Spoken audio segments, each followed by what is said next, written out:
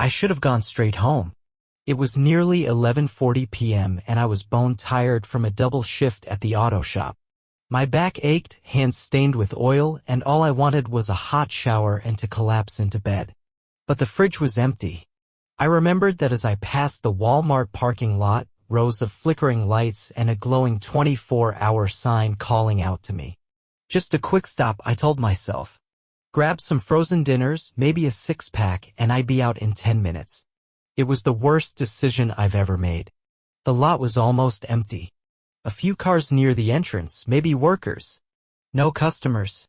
As I pulled in, I noticed something odd, an old blue sedan parked crooked across two spots near the far edge, lights off, windows fogged. No one inside. Just sitting there. Didn't think much of it. Inside the store, it was dead silent. No music, no announcements, just the hum of fluorescent lights and the occasional squeak of the floor beneath my boots. The aisles felt too quiet. Like a movie theater after closing, where everything's still there, but it's wrong. I passed a teenage cashier slouched over the self-checkout station, half asleep, hoodie up, earbuds in. She didn't look up. No one else around.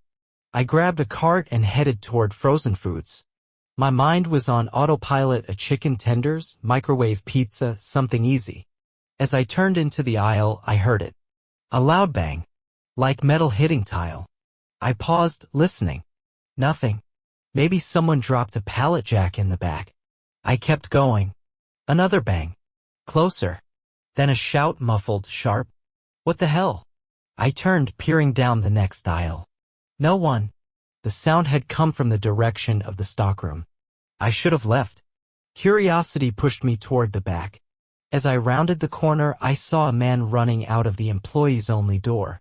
Stock vest, eyes wide, holding his side like he'd been hurt. He didn't see me at first. Then he did. He raised his hand, blood on his fingers. Call the cops, he gasped. I stepped toward him. Wait, what happened? He opened his mouth, but before he could answer, he was yanked back. Someone pulled him by the collar back through the door. His head hit the frame with a sickening crack, and he vanished into the dark hallway. The door slammed shut. Silence. I froze. My heart pounded so hard I felt it in my ears. The hallway beyond the door was pitch black. No sound now. Just that frozen moment where your brain's trying to tell you run while your body refuses to move. I backed away. Then I heard it again. Footsteps. Fast. Coming toward the door. I turned and ran, cart abandoned, footsteps echoing. Behind me, I heard the door fly open. Someone running. I made it past the self-checkout lanes. The cashier was gone. The exit doors were locked. They wouldn't open. I slammed against them, tried to force them, but they didn't budge. Then I heard the whistle. Low. Casual. Someone whistling a tune I didn't recognize, getting closer. I turned. And there he was. A man, maybe mid-30s, shaved head, apron soaked in blood. He smiled like we were old friends. In one hand he held a wrench. Big. Rusted. He didn't speak. Just started walking toward me. Slow. I ran. My legs moved before my brain caught up. I sprinted back into the store, down the nearest aisle, heart pounding, lungs burning. Behind me, I heard the man's wrench hit the tile, a heavy metallic clank that echoed through the empty space. I didn't dare look back. I ducked into the cleaning supplies aisle, crouched behind a display of bleach bottles, and tried to breathe without making noise. My whole body shook, sweat dripping down my back. Silence. Then, footsteps. Slow. Measured. He wasn't rushing. He was hunting. I peeked through the shelves. He was walking calmly past the electronics section, wrench swinging loosely in his hand, whistling that same tuneless melody. His boots squeaked slightly with each step. I checked my phone. No signal. No Wi-Fi. No bars. Nothing. Of course. I needed to get to the employee office. Stores like this had a security station, landlines, cameras. Maybe even an emergency exit. I stayed low, moving through aisles, listening for that whistle. It grew distant. Good. I slipped through the side hallway labeled Employees Only. Dim lights flickered overhead. Silence. The door to the manager's office was cracked open. Inside, a desk, a wall of monitors, a phone. And in the center of the room, a man slumped in the chair. I froze. His back was to me, head tilted at an unnatural angle. I stepped closer. His throat had been cut. Clean. Dried blood soaked his shirt. The phone was off the hook, covered in red handprints. No dial tone. I backed away, bile rising in my throat. One monitor was still working, cycling through camera feeds. I stared. The cashier girl, the one I'd seen earlier, was lying face down by the self-checkout, not moving. Another feed showed the stockroom. Someone else. On the ground. Twitching. A figure stood over him. Wrench in hand. Watching the camera. Smiling. I yanked open the office drawer. Nothing but keys. I grabbed them all. I needed an exit, any exit. There was a fire door in the back. I ran. Down the hall, past the break room. I reached the door, pushed the bar. An alarm should have sounded. Nothing happened. The door didn't move. Chain shut from the outside. Behind me, whistling. Close. I turned, keys clattering to the floor. There he was. Not 10 feet away. Still smiling. He didn't speak. Just raised the wrench. His smile never changed. That same dead-eyed grin, like he was watching a joke, only he understood. He didn't run. Didn't rush. He just raised the wrench again, slow, deliberate, and stepped closer, boots scraping against the linoleum. I backed up, reaching for the keys I'd dropped, hands shaking. Too many. None of them labeled. He took another step. Whistled. I grabbed one key at random, jammed it into the fire door lock. It didn't fit. Second key, same. The third click. The door creaked. Opened an inch. The chain yanked it back shut. Tight. Bolted from outside. I stared at it in disbelief. There was no way out. I turned back, and he was right there. He swung. I ducked, felt the air of it pass over my head. The wrench slammed into the door, sparks flying. I ran. Back down the hallway past the manager's office. I needed somewhere, anywhere to hide. I ducked into the employee locker room, shoved a bench in front of the door, pressed myself against the wall, trying to breathe. Blood roared in my ears. Silence. Then a knock. Slow. Rhythmic. Tap, tap, tap. You weren't supposed to be here. His voice was calm. Like we were talking over coffee. You came in late. That's not on the list. What list? I scanned the room. Lockers. Storage bins. A vent. Too small. Then I saw it, the staff bathroom. I bolted in, locked the door. Dark. A single bulb flickered overhead. The stall at the end was closed. Occupied? Hello? I whispered. No answer. I nudged it open. Inside, a man, slumped over the toilet. Walmart uniform. Throat slit. Eyes still open. Pinned to his chest, a receipt. Processed, 11:20 p.m. Status removed. I stumbled back, bile rising in my throat. The knocking on the outer door stopped. Silence. Then footsteps moving away. I sank to the floor, shaking. What the hell was this? I pulled out my phone again. Still no signal. But a notification popped up. Thank you for shopping. Transaction incomplete. I stared at the cart, my wallet perched atop a pile of plastic bags, the receipt protruding like a mocking tongue. Item, 1 unit, mail, incomplete. Processing required. The words blurred as my vision swam with a mix of fear and disbelief. I reached out with trembling fingers, snatching the receipt to examine it more closely. Time of entry, 11:43 p.m. Time of processing, pending. Assigned agent, 117, B. A cold realization washed over me.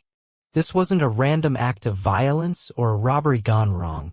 It was systematic, organized, and I was next in line. I glanced around, the store's oppressive silence pressing in on me. The fluorescent lights above flickered intermittently, casting erratic shadows that danced along the aisles. I needed to find a way out, but every exit seemed barricaded, every path a potential trap. Clutching the box cutter I'd taken earlier, I moved cautiously towards the electronics section. If I could access a computer, maybe I could send out a distress signal or find a blueprint of the store to locate an unguarded exit. The electronics department was a mess of overturned displays and shattered screens. It looked as though a struggle had taken place, but there were no bodies, no signs of life. I approached the service counter where a computer terminal blinked with a standby screen. I tapped the keyboard and the monitor sprang to life, displaying the store's internal system. Navigating through the menus, I found the store layout. My eyes scanned the map, searching for any overlooked exits or maintenance corridors that might lead outside. There it was, a service tunnel running beneath the store, connecting to an external maintenance shed. It wasn't a public exit, but it could be my way out. A sudden noise jolted me from my focus, a soft, rhythmic tapping like metal on tile. I froze, straining to locate the source. The tapping grew louder, accompanied by that haunting, off-key whistle. He was close. I ducked behind the counter, peering through the gaps in the shelving. The man in the blood-soaked apron strolled down the main aisle, the wrench in his hand swinging lazily at his side, tapping the floor in a slow, deliberate rhythm.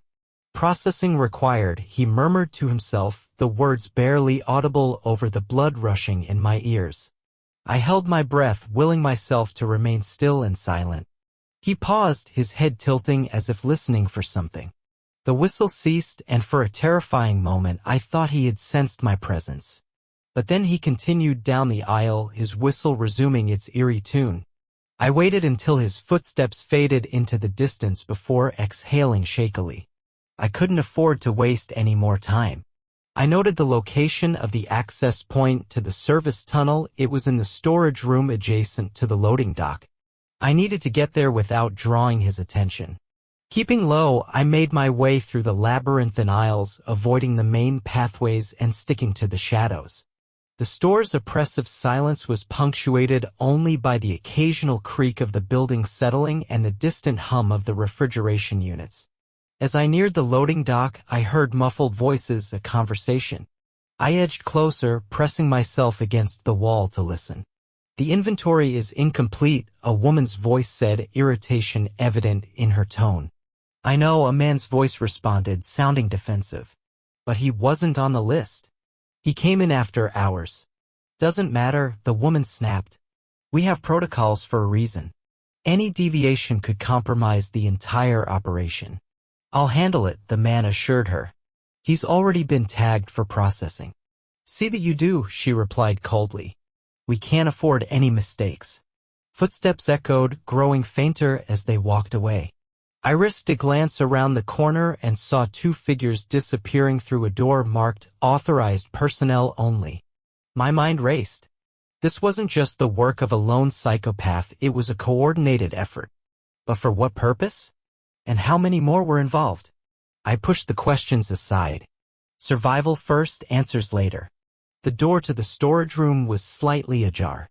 I slipped inside, the scent of cardboard and cleaning supplies filling the air. The room was cluttered with pallets and boxes, but against the far wall, partially obscured by a stack of crates, was a metal hatch set into the floor, the entrance to the service tunnel. I hurried over, moving the crates as quietly as possible. The hatch was secured with a heavy padlock. I rifled through the keys I'd taken from the manager's office, hands shaking, until I found one that fit. The lock clicked open, and I lifted the hatch, revealing a narrow ladder descending into darkness. A musty, damp odor wafted up, but I didn't hesitate. I climbed down, pulling the hatch closed above me. The tunnel was cramped, barely tall enough to stand in, with walls of unfinished concrete. A single, flickering fluorescent light ran along the ceiling, casting a sickly glow. Water dripped somewhere in the distance, the sound echoing eerily. I moved cautiously, the box cutter clenched tightly in my hand. The tunnel stretched on, with occasional junctions branching off into darkness. I followed the path indicated on the map, each step bringing me closer to potential freedom. A sudden noise, a metallic clang, reverberated through the tunnel. I froze, heart racing, straining to identify the source. It came again, closer this time. Footsteps, accompanied by that familiar whistle. He was in the tunnel. Panic surged through me. How had he known? Had they been watching me the entire time? I quickened my pace, the tunnel walls seeming to close in around me. The maintenance shed exit was just ahead, a rusted metal door with a push bar. I shoved against it, but it didn't budge. A chain and padlock secured the door from the outside. Desperation clawed at me as the whistling grew louder, echoing off the tunnel walls. I fumbled with the keys, trying one after another, but none fit this lock. Processing required, his voice drifted down the tunnel, closer now. I abandoned the lock, looking around frantically for another escape. A ventilation shaft, its grate hanging loosely, caught my eye. It was a tight fit, but it might lead to the surface. I yanked the grate off and hoisted myself into the shaft, the metal creaking under my weight. The confined space forced me to crawl on my belly, inching forward as quietly as possible. The whistling stopped. "I know you're here," he called out, his voice unnervingly calm. "There's no way out. Just accept it." I pressed on, the shaft's metal surface scraping against my clothes. The air grew staler, and I fought back a rising sense of claustrophobia. A faint breeze brushed against my. The faint breeze brushing my face was the only reason I kept crawling. The air in the shaft was stifling, heavy with dust and grime, my arms raw from scraping metal. Behind me, the tunnel echoed with distant footsteps and the occasional, drawn-out whistle. He wasn't rushing. He didn't need to. I wasn't supposed to get out. I wasn't even supposed to be here. The shaft angled upward. My legs burned as I pushed myself forward, the only light coming from the grill ahead, a faint bluish glow seeping through the slats. Night air. Freedom. I reached it, pressed against the metal. It wobbled. Loose. I braced, kicked hard. The grate popped out with a loud clang, crashing onto the dirt outside. I pulled myself free, collapsing onto cold ground, gasping. I was outside. Beyond the building. Behind the store. Dark sky overhead. The parking lot in the distance. Empty. For a split second, relief. Then I heard it again. Wheels. The sound of a shopping cart moving. Slow. Grinding against gravel. I scrambled to my feet. From behind the building he emerged. Same man. Same apron.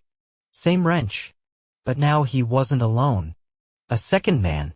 Dressed the same. Silent. Behind them, two more. Pushing empty carts. And behind them, the blue sedan. The one I saw when I arrived. Lights off. Door open. Someone sat in the driver's seat, watching. It was never just one. I ran. Across the dirt lot, into the tree line. Branches slapped at my face, roots threatening to trip me, but I didn't stop.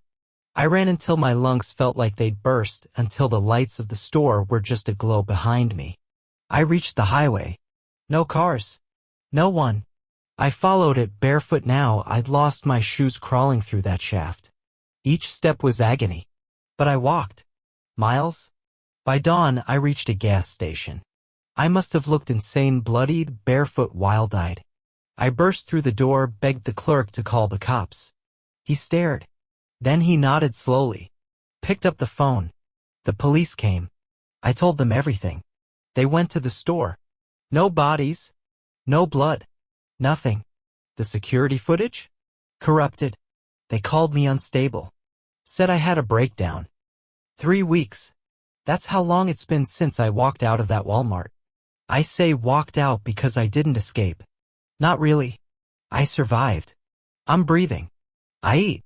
I sleep when I can. But escape? That's something else. You don't escape a place like that. You carry it with you. I haven't worked since it happened. Can't. I quit my job 2 days after they released me from the hospital. Doctors said I was physically fine, dehydrated, minor injuries from falling, they claimed. Nothing major. But mentally? They said I was unstable. Their words. I tried telling them what happened. Everything. From the blood-soaked man with the wrench to the carts that followed me to the processing notes and receipts that kept appearing. No one believed me. Not the doctors. Not the police. Not even my own brother when he picked me up from the station and stared at me like I was some stray he didn't know what to do with. I moved cities. Took the money I had left and rented a one-bedroom apartment on the edge of town. No job. No connections. I figured maybe I could disappear the same way they do, quietly without trace. I threw out my phone. Bought a prepaid one, never gave the number out. Paid cash for groceries. Deleted every account I had. Social media, email, everything. And for the first few days I thought it worked. Then the first receipt showed up. Slipped under my apartment door in the middle of the night. Item, 1 unit mail. Status, incomplete processing. Time of completion, pending. No letterhead. No logo. Just that same thermal print on that same Walmart paper, the kind I hadn't touched since that night.